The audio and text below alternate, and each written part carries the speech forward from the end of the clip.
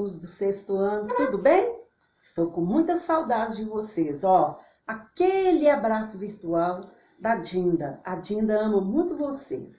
Então hoje, meus queridos, dia 2/6/2020, nós iremos iniciar o capítulo 4 do volume 2 do nosso livro, que vai falar sobre a litosfera e os agentes do relevo. Lembra o que é litosfera? Então, litosfera é a parte sólida, constituída pelos minerais e pelas rochas, né, que está aqui na crosta terrestre. Então, todos os continentes, né, que nós temos ilhas, são formados pelas rochas e pelos minerais, pela litosfera. Lembra os 3 domínios do planeta? Litosfera, hidrosfera, atmosfera. Juntas, elas formam a biosfera, que é a esfera da vida. Então, hoje nós vamos estudar como que essa biosfera, a parte sólida do nosso planeta, é formada, tá certo? Na aula passada, né, no capítulo anterior, o capítulo 3, a gente estudou e nós falamos a respeito das formas de relevo. Essas formas de relevo, que elas são atribuídas aos planaltos, né, às planícies, as montanhas, os picos e as depressões, não surgiu por acaso, não. Não foi no oba-oba, né? De qualquer maneira, não. Existem 2 agentes que vão interferir na formação da nossa litosfera. São chamados agentes internos e agentes externos. Por isso que as formas de relevo no nosso planeta são variadas, e muito variadas. Quando a gente viaja, né, faz uma viagem de carro, ou quem teve a oportunidade de ir de navio, você vai observando a paisagem e você vê várias formas de relevo. Você vê relevo ondulado, você vê relevo mais rebaixado, você vê relevo mais pontiagudo. Então, são as formas de relevo que nós vamos encontrar na nossa litosfera e que não é obrigatoriamente, né, igual em toda a crosta terrestre.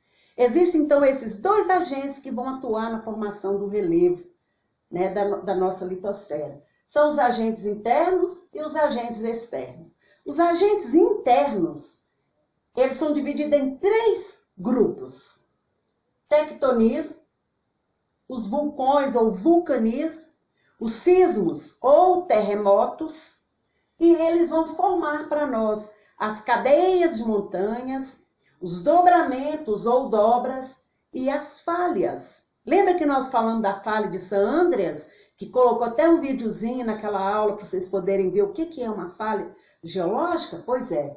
Então essas forças, elas vão sair do interior da Terra, lá de dentro. Lembra que lá dentro está uma ebulição de calor, um monte de força acumulada? Então, essa força que está lá, ela vai ajudar a modelar o relevo, tá certo? Lembra que as placas tectônicas, elas não estão paradas? Elas dançam num vai e vem, que nós comentamos? Movimento convergente, divergente, transformante. Cada uma forma delas terem esses limites vai atuar aqui, na formação do nosso relevo, né, da crosta terrestre ou da litosfera. Bom, gente, às vezes a gente não vive o suficiente para ver uma transformação do relevo pelos fatores naturais. O tempo geológico, o tempo histórico, não dá tempo da gente ver o relevo se transformando. Veja bem o que eu disse. Por fatores naturais. Ou tectonismo, vulcanismo, os sismos ou terremotos, que são os agentes internos, ou pela água, pelo vento, pelas geleiras, pelos vegetais e pela atuação dos animais. Mas, se for pela ação antrópica, Jesus toma conta. A destruição é total. E dá para a gente ver assim, num espaço curtíssimo de tempo. Quando é natural, talvez a gente nem percebe, é imperceptível. Mas, como a nossa Terra, ela não está parada, ela é dinâmica, assim também vai ser a nossa litosfera. tá certo? Então, aqui na nossa página do livro 21, do volume 2, eu tenho aqui uma imagem, né? Que é uma imagem de uma praia, né? E que mostra para nós que essa imagem, ela não está estática, ela não está sem mudar, ela sofre transformação. De repente, a transformação é uma transformação lenta, é no tempo da Terra, é o tempo geológico, tá certo? Bom, gente, quando a gente fala de tectonismo, a palavrinha tectonismo vem de placa tectônica. Então, é a força liberada, né, que está lá no interior da Terra, através das placas tectônicas, que podem causar, muitas das vezes, um vulcão. Ele vai sair, vai ter sua área de escape da energia que está lá dentro da Terra, e ela vai atuar, né? Ou então através do terremoto. Então, são os movimentos internos, e presta atenção, mais uma palavrinha para o seu vocabulário, ou agentes endógenos, de dentro. Então, endógenos e internos são palavras sinônimas, tá? Bom, os agentes externos são aqueles que vão atuar modelando o relevo, tudo no tempo geológico da Terra, através da água, do vento, através das geleiras, dos vegetais e animais. E, infelizmente, aquela que é mais galopante, que é a ação antrópica, que é a ação do homem. Bom, esses agentes naturais, água, vento, geleira, vegetais e também os animais, eles vão formar uma parte chamada intemperismo. O que seria esse intemperismo? É a transformação das rochas. As rochas se quebram, elas se fragmentam, né? Nós já vimos que existem 3 tipos de rocha anteriormente, né? E esse intemperismo, ele pode ocorrer físico ou mecânico, ele pode ser químico, que vai ter a ação da água, e a água, eu já comentei isso com vocês, é o agente, é o solvente que tem maior quantidade no nosso planeta, lembrando que, olha aqui o globo terrestre, a cor azul predomina, 3/4 do nosso planeta é formado de água. Então, a água, ela é um agente do intemperismo químico para transformar. O rio vai correndo, a água está movimentando, vai bater nas laterais do rio, nas margens, vai escavando, o rio pode ficar mais largo. Aqueles detritos, aqueles sedimentos podem ser carregados pela água, depositados lá na foz, formando aí uma ilha. Não é uma coisa rápida, é uma coisa demorada. E também o intemperismo biológico, que é feito pelos seres vivos. Vou dar um exemplo para vocês. Suponhamos que o vento carregou uma sementinha e aquela sementinha foi depositada numa gretinha, né, de uma rocha, numa falha de uma rocha, um buraquinho lá na rocha. Aquilo ali deu origem a uma árvore. A árvore foi crescendo. Então, a raiz dela, ela vai crescendo, ela vai fazendo assim, ó, ela vai forçando para poder dilatar, quebrar a rocha. Então, é a maneira, né, das raízes das plantas, dos vegetais também transformar. Os agentes que a gente chama externos ou exógenos, tá certo? Outra coisa muito importante, que a gente tem que estar sempre ligado. O relevo, ele não é igual em todos os lugares. Nem todo lugar vai ter montanha, nem todo lugar vai ter um relevo todo ondulado, como é o caso aqui, né, do relevo aqui de Minas Gerais, que é um relevo predominante chamado de mares, de morros, né? E a gente percebe que aqui no nosso Brasil, no nosso país, nós não temos uma montanha, né? Nós não temos serra aqui no Brasil.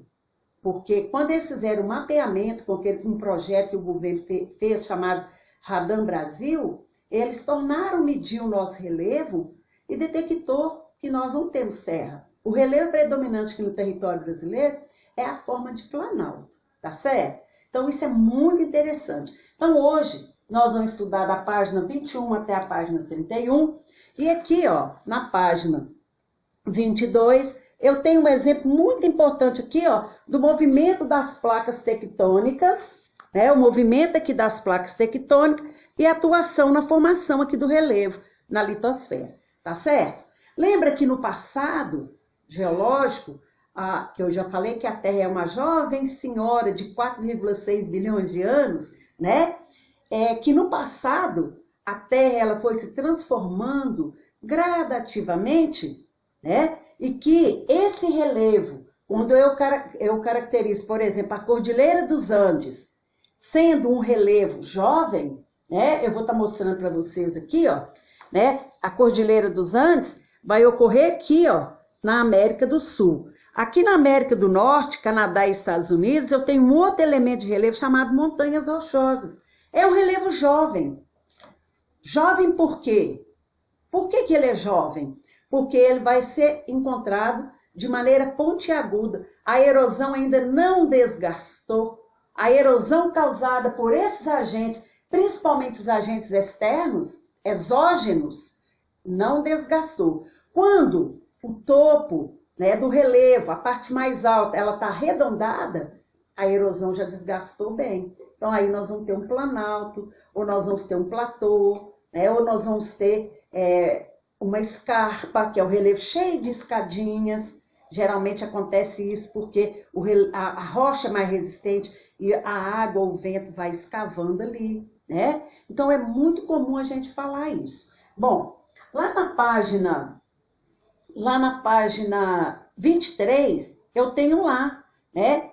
O exemplo de rochas comprimidas sob a pressão que vem lá do interior da Terra, né? A energia, ela é liberada no interior da Terra e ela vai fazer isso aqui, ó, as placas tectônicas vai forçando, elas vão forçando aqui até formar o relevo aqui, né, nessa parte. Uma coisa, igual eu falei com vocês, imperceptível. A gente nem consegue perceber, né, a formação, que a gente não viu o suficiente para isso. E, curiosidade, lá na página 24, eu tenho lá como que se formou a Cordilheira do Himalaia. A Cordilheira do Himalaia fica lá na Ásia, no coração da Ásia, e onde nós vamos ter o pico mais alto do planeta, que é o Everest, com 8.848 metros de altitude, e que ainda não foi totalmente modelado, transformado pela ação da erosão. Então, é um relevo pontiagudo. Por isso que a gente fala que é um relevo jovem, né? E mais ainda, na página 24, está contando para nós como que ocorre um terremoto. E que o terremoto vai ser exatamente a propagação da força que é liberada lá do interior da Terra, né, através das placas tectônicas, por toda a crosta terrestre. Então, por isso que tem os chamados sismos ou terremotos. E existe um aparelho, que ele é chamado de sismógrafo, que os cientistas inventaram, e ele vai medir a intensidade do terremoto. O terremoto ele é medido numa escala chamada escala Richter, e que vai de 0 até 9 graus, né? Então, às vezes tem um tremor que ele não passa de 1,8. Então, é uma coisa que às vezes nem a gente percebe aqui, né? Mas tem terremoto que aqui no nosso planeta que já chegou a 8,8, que causou uma grande destruição. Então, quanto maior for, né, a numeração de um terremoto, mais estrago ele pode causar aqui na superfície terrestre, né, na litosfera, transformando, tá certo? E, incrível, o terremoto também pode acontecer dentro do oceano. Lá dentro do oceano nós já vimos que existe relevo. E lá também, né, vai ter placa tectônica. Então, a placa tectônica ela vai se movimentando, liberando essa energia que está contida dentro da Terra. Lembra da panela de água fervendo? Então, a mesma coisa está lá dentro do interior da Terra. Energia, mas muita energia presa. Quando ela é liberada, pode acontecer. E existe duas palavrinhas que a gente fala. Hipocentro e epicentro de um terremoto. E quando o terremoto ocorre dentro do oceano, né, a área né, do hipocentro dele é dentro do oceano, ele pode causar ondas gigantescas chamadas tsunamis. Então, é através desse terremoto que pode acontecer isso, tá certo? Bom, os vulcões também, como nós falamos, ele tem as partes de um vulcão, que vocês estudaram em ciência, né? Então, o vulcão, ele tem um canal de ligação. Então, por onde ele vai sair a lava, que vai dar origem futuramente à rocha magmática, né? É o canalzinho de ligação do vulcão com a astenosfera e o manto aqui na crosta terrestre. Então, se você analisar direitinho, o vulcão ele tem várias aparências, né? E o vulcão também pode começar dentro do oceano, lá no fundo do oceano, no chamado assoalho submarino, né? Aqui no Brasil, nós não temos vulcão ativo, porque o vulcão ele foi classificado em 3 categorias. O vulcão ativo, o inativo e o extinto. O ativo é que está sempre em erupção, sempre, né, entrando em atividade e derramando a lava vulcânica. É o caso de um vulcão lá no Havaí chamado Kilauea. O vulcão inativo é aquele que pode estar adormecido por muitas décadas e de repente ele começar a entrar em atividade. É muito comum lá na Itália. Lá na Itália nós temos alguns vulcões que é chamado, né, de Etna, Vesúvio ou Stromboli, que pode sempre ele estar adormecido e de repente ele soltar um ronco, né, e solta primeiro uma cinza, uma fumaça tóxica, faz uns barulhão para depois vir a lava, né, e começar a escorrer. Então ele dá um sinal de alerta. Ele não vai entrando em erupção assim não, tá? Às vezes ele fica semanas dando sinal, barulho, soltando aquelas fumaças, né? E demora para sair a lava propriamente dita. O vulcão também pode ajudar a ser uma força de transformação da litosfera. Teve um vulcão, o Vesúvio, lá na Itália, que ele entrou em erupção e tinha muita gente que morava próximo a esse vulcão. É o caso de Pompeia. Quando você estiver estudando história, pergunta à professora de história para vocês verem. O vulcão, ele começou a soltar a lava, que eles não deram a mínima para os movimentos que ele fez, que ele avisou primeiro. Não teve iniciativa, continuar lá, né? O vulcão soltou a lava e muita gente morreu. Morreu, foi pedrificado, virou pessoas, né? Uma estátua, porque foi totalmente coberto por aquela lava. Queimou? Claro, derreteu. Uma temperatura super elevada, né? Bom, gente, se você abrir aí na página 27, com bastante atenção, você vai analisar que existe um mapa mundi, onde nós vamos ter zona sísmica, aonde pode acontecer terremoto e aonde pode ocorrer vulcanismo. É o lugar onde a gente chama de áreas de instabilidade geológica. Pode ocorrer esses 2 fenômenos, dessas 2 forças, tá certo? Então, você vai analisar para mim com bastante atenção esse mapinha aqui, tá? Que você vai perceber, tá? A área de instabilidade. E, por incrível que pareça, essa área, ela vai tem um formato de um anel, que a gente fala anel de fogo do Pacífico. É onde nós vamos ter maior quantidade de vulcanismo e terremotos, tá certo? Então, daqui a pouco eu volto para a gente poder dar continuidade, tá certo? E vai ter 2 videozinhos para vocês completarem e ter ilustração, tá bom? Daqui a pouco a gente volta.